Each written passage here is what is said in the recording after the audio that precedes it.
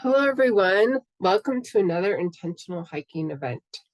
Today, I am pleased to have the fabulous Cindy Williams, founder of the nonprofit organization Hiking My Feelings, on to talk about finding your wellness in the wilderness. And speaking of wellness, I'm getting over a nasty cold, so please bear with me today. I am your host, Renee Shira Patrick, and I am an addicted long distance hiker who discovered the amazing and empowering feeling of spending extended time in nature 22 years ago with my first through hike on the Appalachian Trail. I created this event series to help myself and others in the hiking community, like you, develop a culture of thoughtfulness and intention about the time we spend outside on trails. First, please use the chat throughout the event and share any thoughts, comments, or reactions you might have with the others here tonight. Next, please keep your video on or plan to turn your video on. So let's start with the event flow. I'm going to give an intro, and then we're going to have the presentation with Sydney, and then we're going to have giveaway from Sydney's book and Kula cloth. And that's, if you're not familiar with Kula cloth, it's a reusable pea cloth. And then we're going to transition into the conversation portion of the event for about 15 minutes, and then we'll finally come back together for the wrap up. So the whole event will take an hour to an hour and a half. For those of you who are joining for the first time, each intentional hiking event will be focused on one of the following themes: do, learn, create, be, and a regional focus. And this one is a be event, focused on how we can be healthy through the healing power of nature. I am bringing you all together through these events because I believe we are a powerful force for change. Beyond developing an intentional hiking practice through your own personal trail experiences, I think the impacts and effects of our individual actions can help influence the world around us. Let's see a raise of hands, either real or emoji. Who here feels their best when they're out hiking in nature?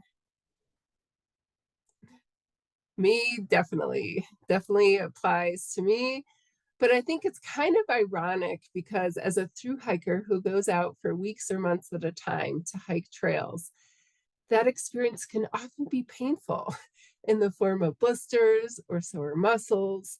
But the distress is almost always overwhelmed by feelings of empowerment and awe. I find that spending extended time in nature helps put things into perspective in my life. So even though sometimes hiking causes pain, it soothes me at the same time. And anyone else out here experience that, painful and soothing? So I've also come to believe that I am capable of almost anything. And a lot of that comes from testing my limits on trail and discovering I can do much more than I originally thought. I know this theme runs deep in our guest's life too. I remember when I was on my first backpacking trip on the AT in 2002. In particular, I vividly remember the day that I first hiked 14 miles. I felt so strong and amazing because I had never walked that far before and never imagined that I could. Over the years, I've continued to test the boundaries of what I thought was possible. And today, I can say my longest mileage day is 40 miles. So granted, I don't ever want to do that again because, again, it was so painful.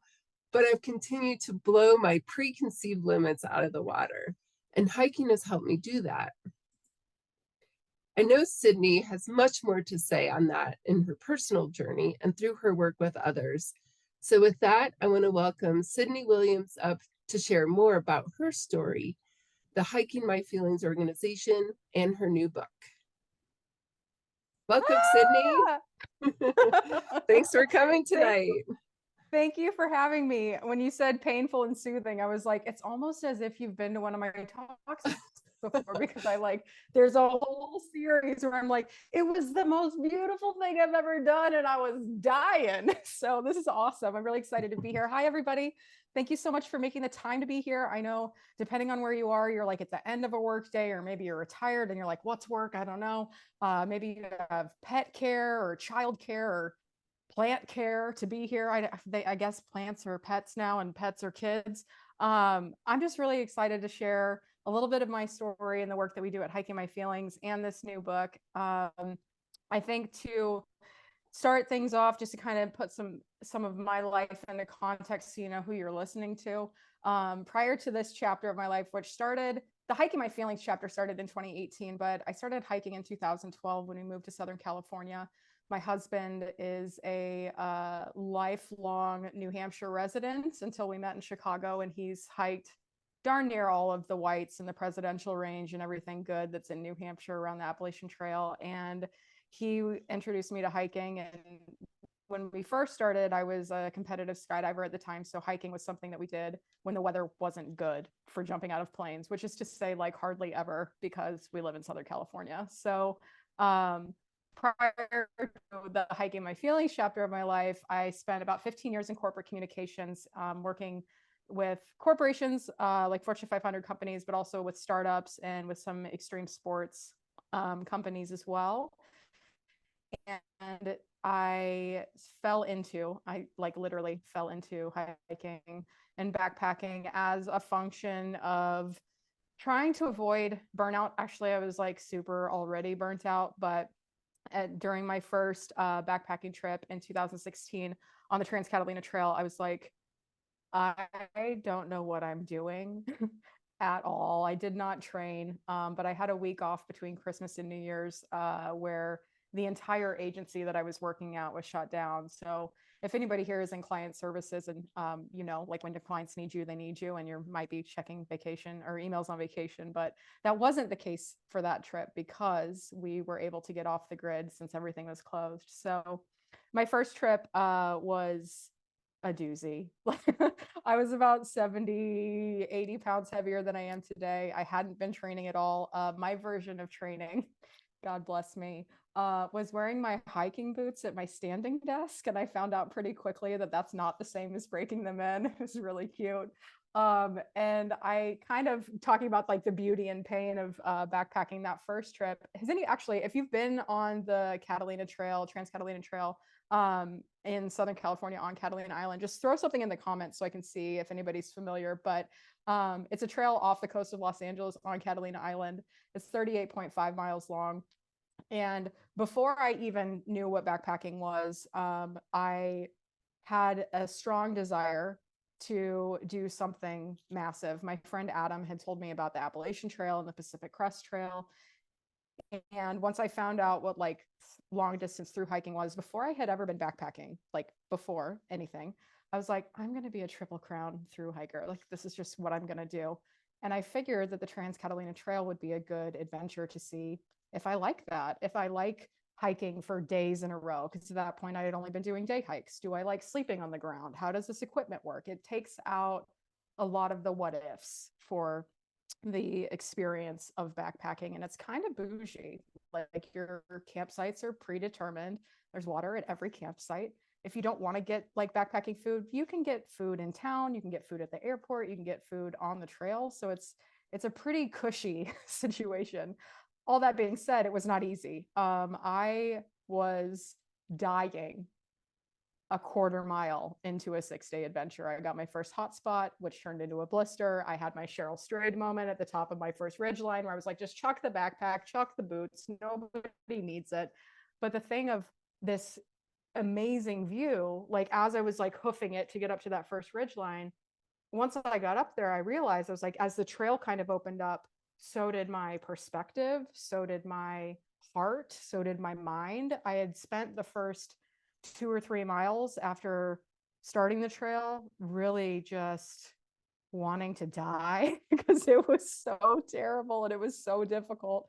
And I was kind of beating myself up a little bit. I was like, um, maybe if I had trained, this wouldn't have been so hard. Maybe if I didn't drink as much as I had been drinking, this wouldn't be so hard. But once I got to the top there and the trail kind of opened up into a fire road, and then there were like 270-degree ocean views, I was like, okay, this is the most beautiful thing I've ever done.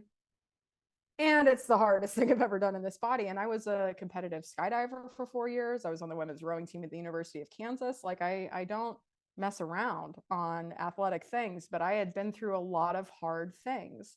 And so the first trip in 2016, I didn't even finish the trail.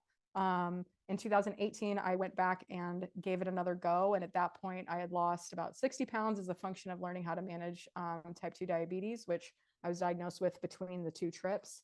And I figured, okay, so if the hike itself isn't the hard part, and like hiking and backpacking is hard, but if the hike itself isn't the hard part, like what is available to me out here? And on that second trip, I basically spent the whole time crying, right? So like I just processed all the things that I had been suppressing for my entire life. It was the first time because the first trip was so intensely physical. I was spending a lot of time negotiating with my body, like 10 more steps, and then we can throw up if we need to, 10 more steps, and then we can cry if we need to, whatever. I didn't have a lot of time to access the emotional benefits of hiking on the first one because it was so deeply physical for me. So on the second hike in 2018, I was just like, okay, floodgates are open. Here we go. Like, what does nature have in store for me? Turns out everything. When I wasn't listening to audiobooks or podcasts or watching TV or drinking myself to sleep or eating everything in sight, there were a lot of things that came up to the surface for me. And fortunately, unfortunately, all of my attempts to heal from the things that I had been through leading up to backpacking and hiking, when I would sit down and meditate or go through a journaling exercise or whatever kinds of resources I was working with at the time, in the absence of access to traditional therapy, I would come up on a memory or some kind of something, a flashback, and my body would go into fight or flight. I would freak out and I'd shut down and I'd never continue healing the things that I wanted to heal. And it wasn't until 2018 where I realized I had this experience in 2016, but I didn't have the language for it yet. But in 2018, as I was hiking and as I was processing all these things, because now the hike wasn't like, it wasn't so deeply physical that that was taking all of my attention and consciousness. It was the emotional aspect of it was activating these things that I had been trying to heal for decades that I just could never get to the point of being able to move through it. But it was when I was hiking that I was able to dispel all that excess energy and all that anxiety. I just like raged up a ridge line where I'd like bend over and sob hysterically because I was free to do so.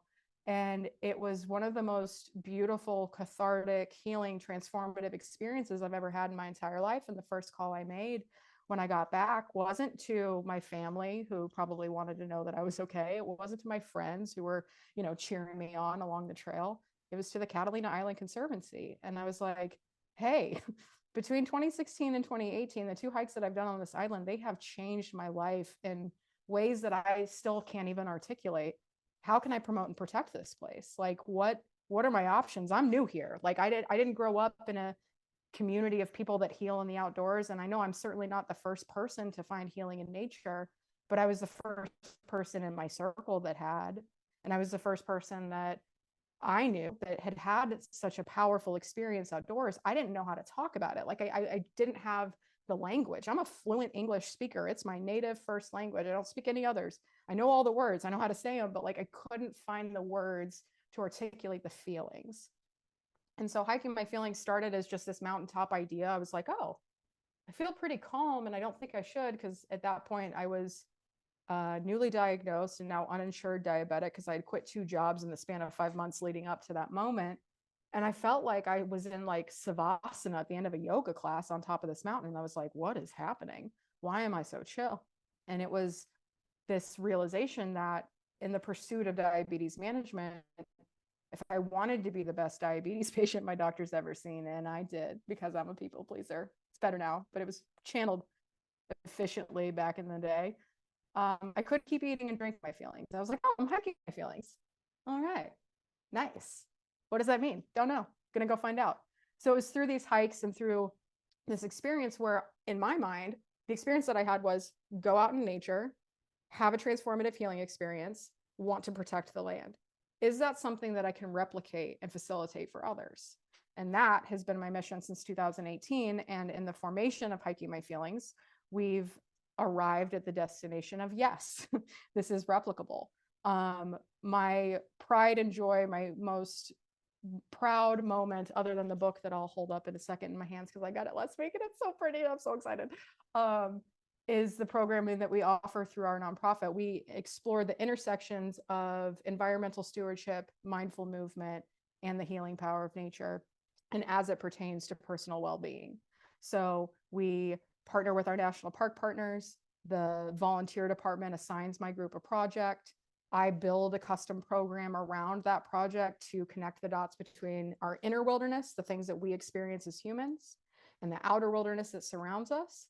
And we layer in some of the programming from our national park nonprofit partners to add a very human element and a deep connection to place for these people. So in Sequoia National Park, for example, we do a meadow restoration in Round Meadow that's been going on in the park for 7 years. This will be our third year supporting the project. And it's a perfect metaphor for like life, right? Hiking, backpacking, so many metaphors. But in the spirit of environmental stewardship, every year, the amount of grass that we're removing, this invasive orchard grass, it goes down 50%. And the area that we're rehabbing gets smaller and smaller and smaller. But you don't just go to one service project, one volunteer opportunity and like save the planet, right? Like we have to keep coming back to it. And it was just this beautiful metaphor and parallel between like our lived experience as humans. Like you don't come to one intentional hiking conversation and your life is forever. Well, maybe it does. Renee's pretty special. I take that back. But in general, in life, like my workshops, like a book, like anything, you don't just do it once and then everything's fine forever. You have to keep coming back to it. You have to do the work. And so to create an opportunity for people to have a experience with themselves and reconnecting with themselves first and foremost, but also doing this in community. Like we talk about how we practice self-care, we're building self-love with this next book. Self-love is great and it's super important. And ultimately we can only do the work for ourselves. Your therapist can't do it for you. Your doctor can't do it for you. Your family, friends, they can't do it. It's up to us. Our healing is our responsibility, but that doesn't mean that we have to do it alone. And doing it in community is where the magic happens, because the worst day of your life and the worst day of my life may be very different. But the thing that we share in common is that we're still here to talk about it. And two, if we're in an event like this or like one of our retreats, we have something in common that we love hiking or we love mindfulness or we love practicing and living intentionally. So by focusing on the things that are really, really hard about being human and creating space where we can have brave and open and courageous conversations about that with each other and with ourselves. Some people are sharing their stories and their experiences for the first time. They haven't ever said it out loud. It's powerful.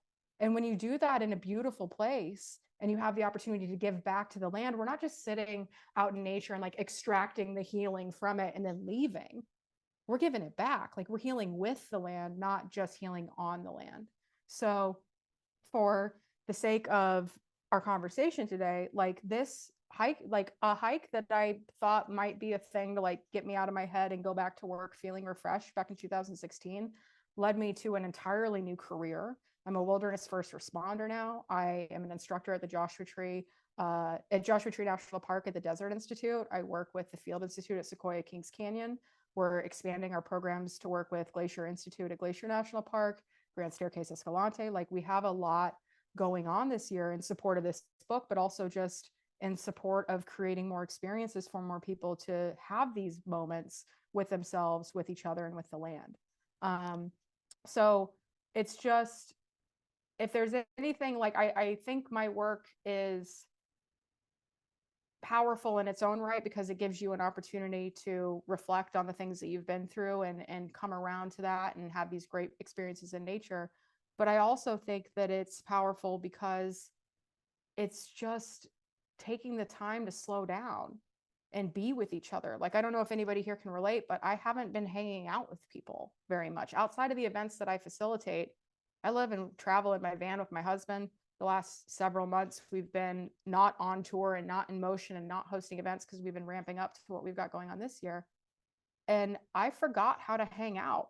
Like, I'm just not that great at it anymore. And it wasn't until a couple of weeks ago where we were hanging out with friends, no phones, no internet, no TV, just listening to tunes on the record player, sitting on the ground, talking about aliens and the universe and everything else. Like, I was like, dang, guys, like, I miss this.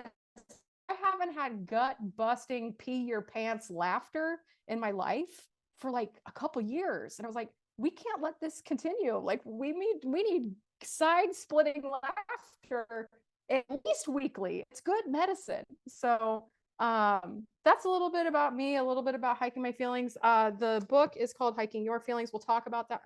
Blurry background. It's fine. If I do this, nope, it's just going to be a surprise forever. Oh, okay. Hiking your feelings. So this book comes out March 12th. I'm launching it early at South by Southwest this weekend in Austin. And if you've read my first book, we're following the same story. We're following the two hikes I did on Catalina in 2016 and 2018. But this version of the book has a tremendous amount of more content. The first book was like the story, and I just wrote it and told it. This one, we took that and a workbook that I had written for the first book to kind of extract the lessons from it, smushed it all together. Then the editors took out like tens of thousands of words and added a bunch of new stuff. And it uses that story now to illustrate the things that we've been facilitating and the concepts that we've been presenting and working through in our programs and experiences. So it's the thing that I'm most proud of. And I think if there's one takeaway from all of this is like, don't underestimate the power of a simple phrase, because this just started as a thing where I was like, oh, I'm hiking my feelings, yay. And now it's this book, this community, these resources, these programs, hundreds, if not thousands of hours for volunteering on our public lands and bringing people into that space. And if you've got an idea that you've been sitting on, like I wrote in a corner of my journal in 2015, I was like, wilderness retreats, question mark. Like I had no idea. I hadn't even been backpacking yet, but I just had like this idea. And now almost 10 years later, this year specifically, we're getting to execute on like the full expression of that little note in a journal. So yeah, Renee, you got questions? I'd love to like not be talking all the time for now. Thank you so much. And what really struck me about what you were just saying is the community part. So it sounds like, and for you, that has been very important. Do the folks that come to your events and your retreats, is the community like a key element of what you're offering? And like you can be different in community and nature than maybe you come to different realizations. Yeah, well, and I think so to answer the first part about people being in community, yes, and to the community part being such a big aspect of it, it is all of it. Because, for an example, last summer we had two retreats in Sequoia. At our second retreat in Sequoia, we usually, so the event flow is like we meet at the visitor center on Friday. We drive up to our campsite. We do a workshop around the campfire once everybody's eaten and like gotten camp set up. The next day we do our service project in the morning. Then we have some workshops in the afternoon. We do an astronomy program in the evening.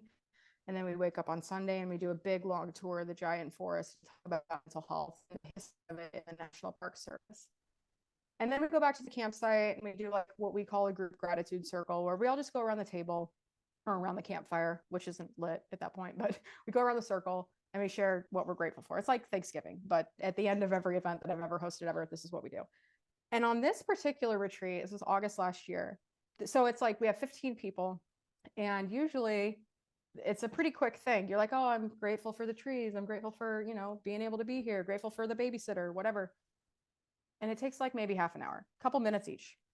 This one took 3.5 hours because I asked people, I was like, I'm really feeling it, guys. Like, there's a thing I used to do where we would have like an envelope with a bunch of pieces of papers in it, and you write like a love note to everybody in the who's there, like something that you're proud of them for, something that you admire about them. Like, I really admire how brave you were when you were sharing about this thing you went through. So when you go home, you have this thing that you can take away, and on a rainy day, emotionally or really, you can read about how great you are, and it's like the nicest takeaway ever. But I forgot and I didn't have enough paper, and it kind of takes a long time. So I was like, maybe it'll be faster if we go around the circle. Nope. So we say what we're grateful for. And then like, and I was like, okay, so after you say what you're grateful for, if anybody around the circle wants to share something and like hype you up, they have an opportunity to do so. So 3 hours later, and like as soon as we got done with the last person, everybody sprints to the bathroom, they're getting their snacks. Like, but it was just, it's so incredible. And from that experience, that was like 15 people, 10 of those people came to our Zion retreat together, like as a group. 2 months later, they were like, we had so much fun with each other, with you in these spaces. Like, we want to do more of this and we want to do it wherever. So we've got like this cool little like core crew of people. And we've got like some random repeaters. Like, we've got a handful, 5, 10 people that come to at least one event every year. But to have like a contingent of people that were perfect strangers on Friday at 2 p.m. and by Sunday, they're like, let's all go to Zion. Like, it was awesome. And so the community part's a really big part of it. And the other part about what you were saying about they can be different. Yes, in our spaces, what I love most about it and what I try to create in these spaces is the environment in which I was able to blossom and thrive and heal, which was created and supported by my husband.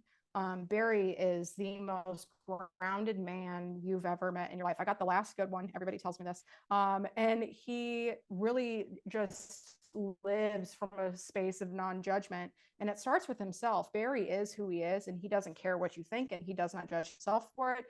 He makes no apologies for who he is and how he thinks, what he believes. And I find that so inspiring because I was able to do the same for myself. I grew up in a home where, boy, man, my parents were judgy. Like, we'd be driving down the street and they'd be like making comments about the people on the street and all this stuff. And I'm like, that seems kind of mean, but laugh because you don't want to get in trouble. And to be in a relationship with somebody who's so steady and so kind and so just awesome. I was like, I want this to be a place where people can come and feel this too. And so you don't have to wear all your masks and all your hats. Like, you can just practice being Renee at our event. And for a lot of people, this is the first, I mentioned earlier, this is the first time that they have room to speak uninterrupted when we're in circle. But it's also the first time that they can show up and they can be who they want to be, not who everybody thinks they should be, not who the world has told them that they are, not what their pain has dictated, not what their successes have informed, but who they are at their core.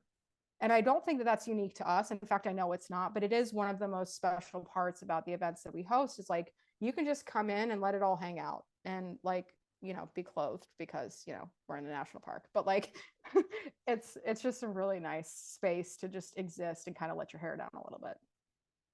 That sounds fabulous. And you have a lot of different kinds of programming. So you do these workshops, so you have online programs and a social network I saw in your book.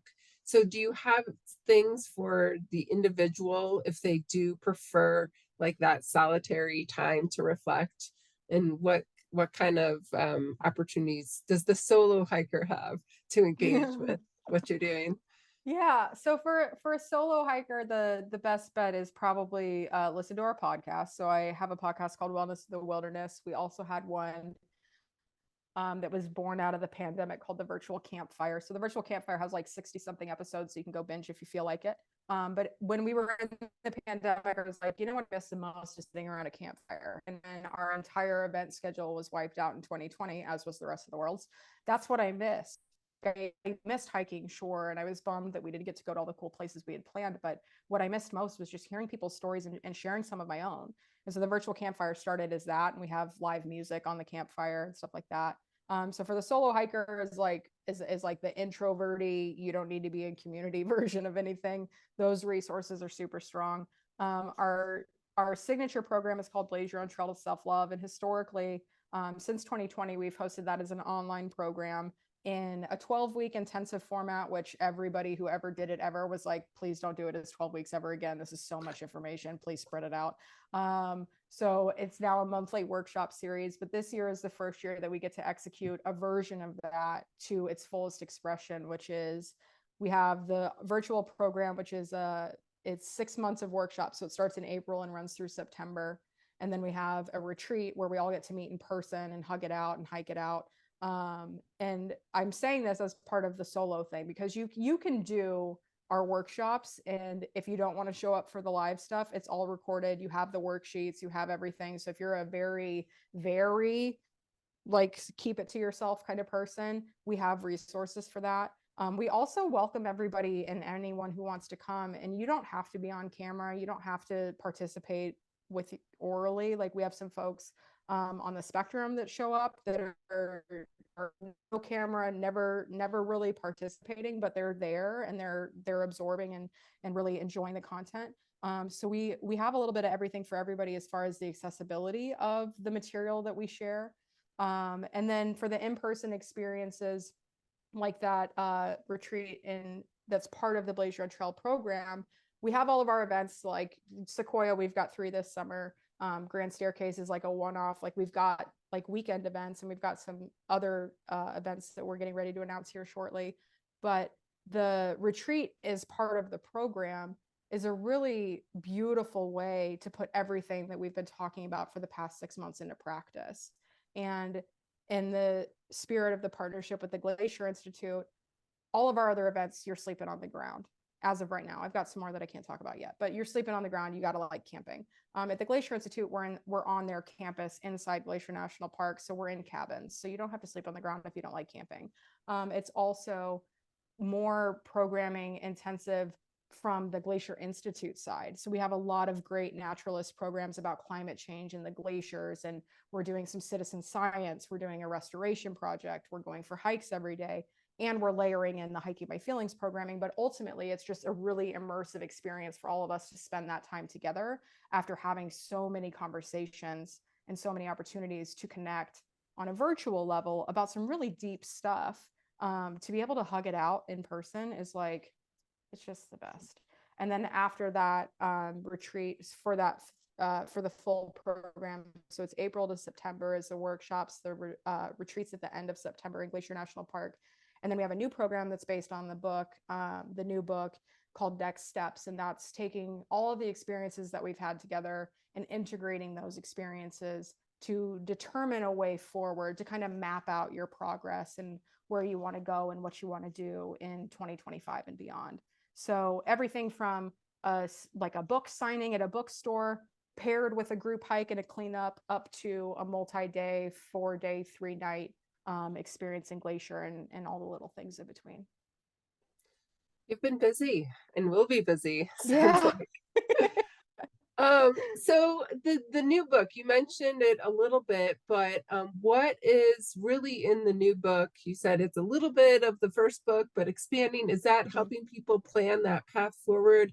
Like, why the new book, and what can someone expect? Like what will it lay out for them?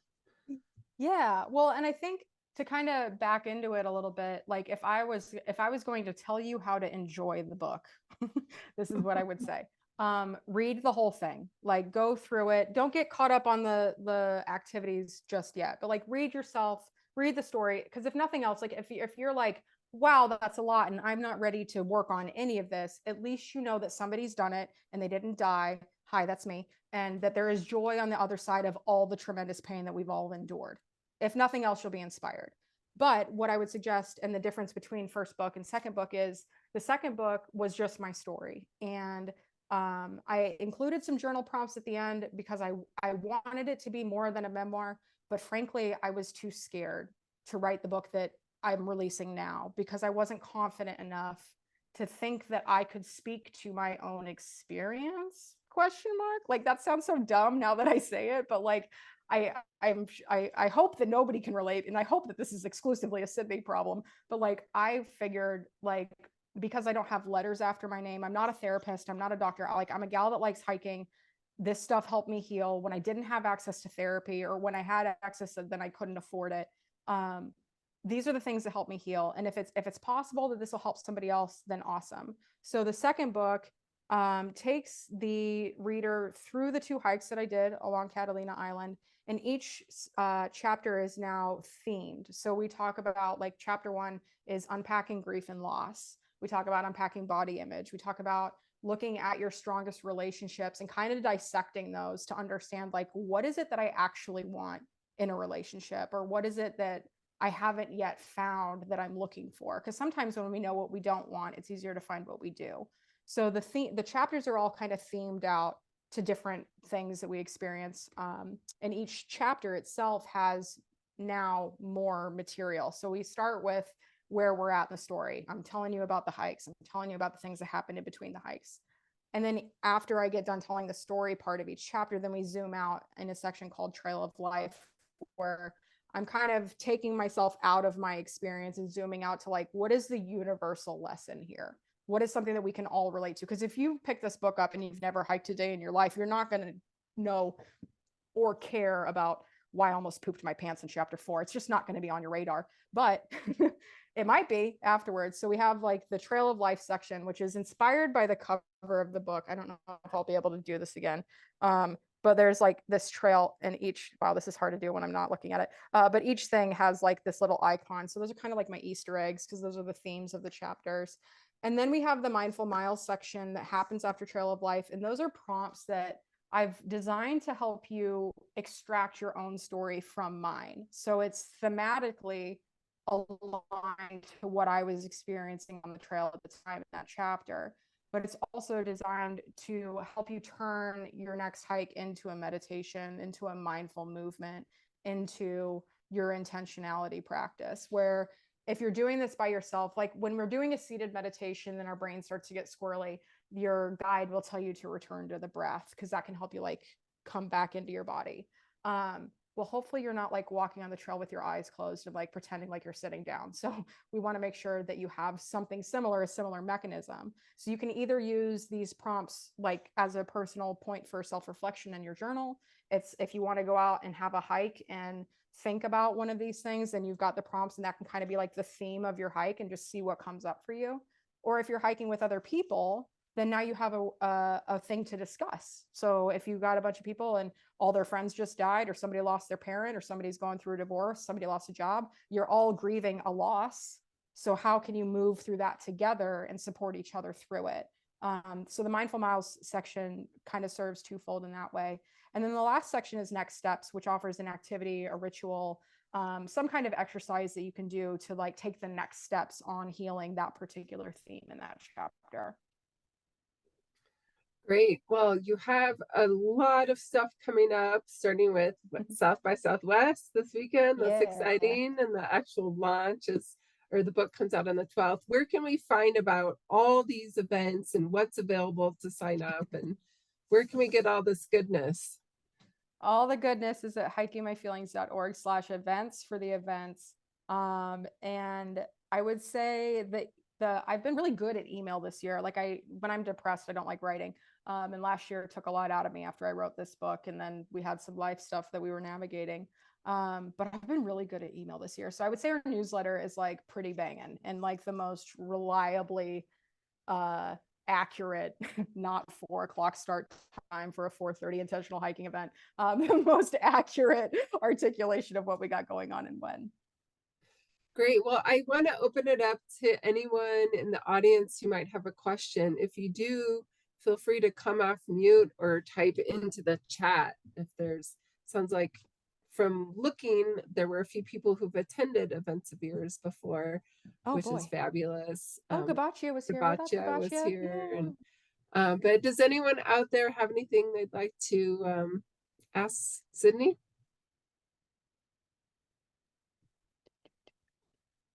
So I'm Bonnie, by the way. Hi, Bonnie. Um, I've dabbled in hiking, just day hiking here and there in the past year. Became really important to me. Found a buddy. Nobody likes to camp. Went to a local state hiking club weekend retreat very quickly after my dad died too. And it was there that I started thinking about doing or through hiking. How did I haven't read your whole entire book. I know I've gotten glimpses of it and so forth. It's intrigued me. It's on my to-do list to read, in full disclosure. Were you alone on that hike or were you hiking with your husband at the time? I was hiking with my husband. Okay. I'm Sometimes I'd like to go by myself, but then other times just having that security, knowing somebody's there. But a lot of the Yeah. meditative journaling and that, I don't feel like I have a really good match at this point. So that's Mm. kind of where I'm at right now. Yeah.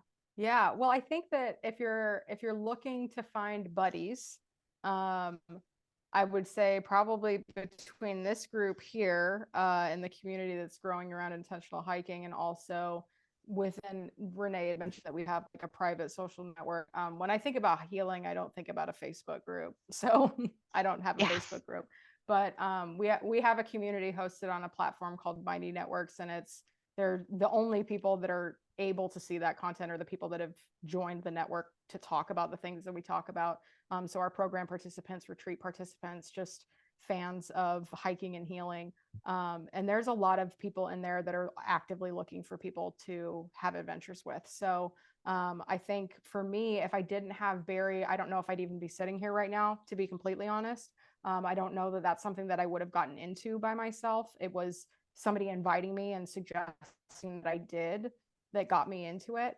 But I think with the way, especially coming out of the pandemic, like there's just so many great opportunities with different organizations and different hiking groups and backpacking groups and other affinity groups, even getting down to like the most granular parts of your identity. There's going to be a group for it that likes to go outside. I think there's a lot more opportunity now than there was even back in 2016 when I went on my first backpacking trip. I think that the community around this kind of stuff is only growing.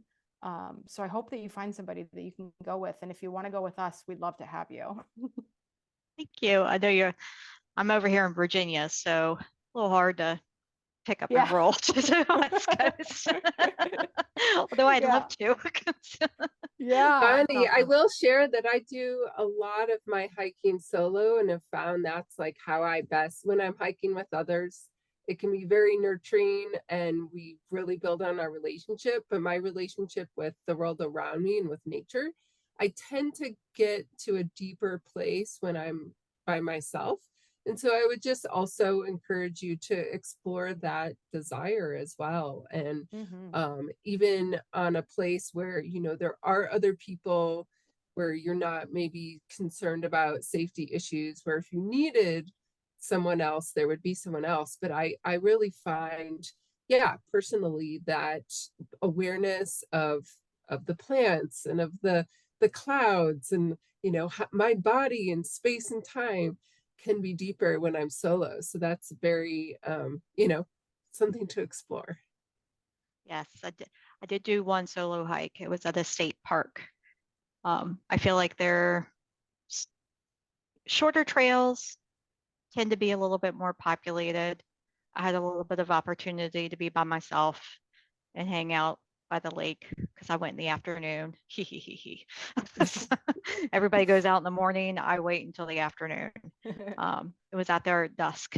So that was kind of nice. I think that's probably going to be my wheelhouse to be able to build up a little confidence to go out there by myself. Um, but yeah, I feel like I'm finding a space. That's all. I That's appreciate it though. wonderful. Yeah. Mm-hmm. Well, I know there's probably more questions, but we will have time for conversation and in small groups in a little bit. I want to transition to some giveaways, including Sydney's book. But Sydney, thank you so much for sharing more. And wow, you have an amazing year ahead, and it's very exciting. I can't wait to read the book. Thank So you. yeah, let's talk about the book and Kula Claw. Mm-hmm. So have yeah, giving away two things tonight, which is exciting. So the first one, so the book will come with the trail journal and a sticker. And so I'm going to ask a question. There's not going to be any right or wrong answer. And Sydney, I want you to choose a winner. Is that good with you? Ooh, yes. So again, type it into the chat. And here's the question. What type of natural environment do you feel most relaxed in? So no right or wrong answer. That could be an old growth forest or on top of a mountain, high alpine zone, maybe on the beach next to the ocean, anywhere that has a good sunset. So type where you feel most relaxed in what natural environment, and Sydney will pick one of you to win. Yeah. So let's see.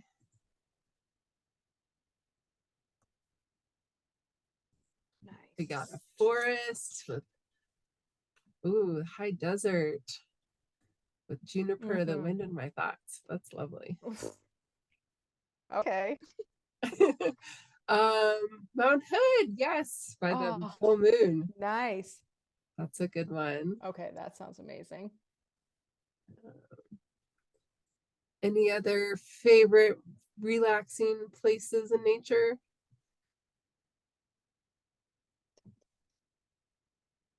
I'll give a couple more seconds and it's gonna be, oh, here we go. Beach or mountain, depending on my mood. Bonfire, okay, that works. Yeah. All right. Somewhere I have views that humble me. Oh, that's nice. Yep. I feel that way about the ocean. Whenever I'm next to the ocean, I feel very small. Sometimes that's okay. Like, it's good to feel humbled. Yeah. Put me in my place, Mother Nature. I love it. Well, what do you think, Sydney? I'm gonna go, Erica. High desert, wide open spaces, surrounded by juniper, the wind in my thoughts. And the reason that I say that is because that's tapping into a spoiler alert for the book that I am my next book, which is exploring how the different ecosystems, different environments, different types of places like this, like the different elements can help us heal. So for me, like when I think about the desert and just wide open spaces, like one in the desert, like it just proves life wants to happen, right? Like you go to a desert and you're like, dang, like before you know, you're like, oh, desert, dead, nothing out there. And then you like you just sit down for a minute and you're like, there is life everywhere out there. So Erica, I love that answer. Great, congrats, Erica. Okay, next, moving on to the gear sponsor for tonight's event. So you'll have an opportunity to win one of two Kula cloths, which is a pee cloth for anyone who likes to squat and pee. If you haven't been familiar with them. So I've been using pee cloths for many years now. And about a decade ago, I was using an old bandana to replace toilet paper, and it kind of smells after a while. So when I learned about Kula cloths and their antimicrobial, anti-smell, I was excited. And I also lost my bandana a few times because you hang it on the back of your pack to dry out. And the Kula cloth has a snap, so that doesn't need to happen. So it's a wonderful upgrade from your old system or my old system. So I want to share a few words from Kula Cloth's founder, Anastasia, about how she goes about her work with intention. She said, when I approach Kula Cloth as a business owner, it's important to realize that while what we do is important, how we do it is even more important. How can we take even the smallest tasks and make them meaningful? How can we make a customer feel seen or heard, and most importantly, loved?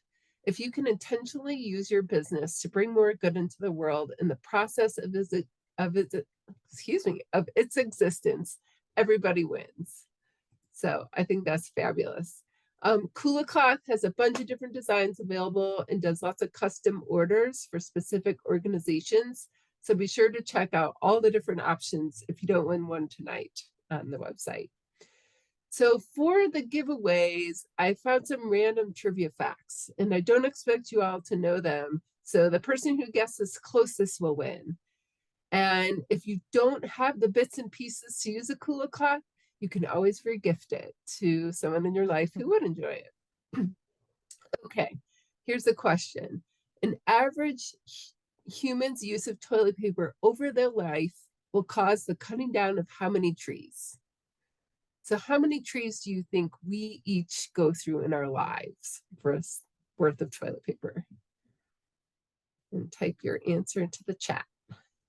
I know I don't get to win, but I want to guess. Yeah. This is a wild question. And I think, this is interesting because if you hike all the time and use a Kula cloth, the number is going to be lower.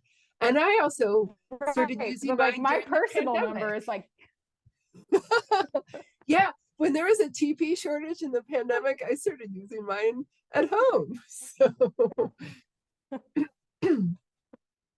and great for or, van life too. And also a oh note on yeah. Anastasia while people are guessing. Anastasia is a pal and she's just an epic human. And so I'm gonna read her while we are guessing how many trees we're using when we wipe with toilet paper. Anastasia says, like any good hike, this book is an adventure. Sydney beautifully takes us on a journey with her as she hikes her feelings and discovers what it means to be whole again. So if that resonates, then you're going to love Anastasia and you'll probably like the book too. Oh, we got 2,000, 1,000. And also what kind of tree? Because like a sequoia tree wouldn't Good make toilet point. paper for one, but like that's a big old tree. Yes, no idea. Okay, we got 250. Very different answers. If you're older, you use more. Very good point, Mary. Mary nailed it. 5,000. I don't even know how many zeros. What is that number, I don't either. Sydney? It's bigger than a billion and it's bigger Yeah. than a trillion. Well, the trivia fact I saw online was 384 trees. So I think the closest person will be Gretchen. So congratulations, Yeah. Gretchen. I'm glad it's not 1,000 or 2,000, but that's still a lot of trees. So we're going to keep on sort of that theme for the second question. How many rolls of toilet paper are used in the US every day? So again, closest answer wins. And this is really just kind of shocking to think about how much how much paper we use for going to the bathroom when we could be using a reusable wipe. Oh yes, I love the natural toilet paper, thimbleberries. I've used mullein, the fuzzy green mullein leaves before. But what's your guess for how many rolls of toilet paper do we use every day in the US? Oh, no, poison oak.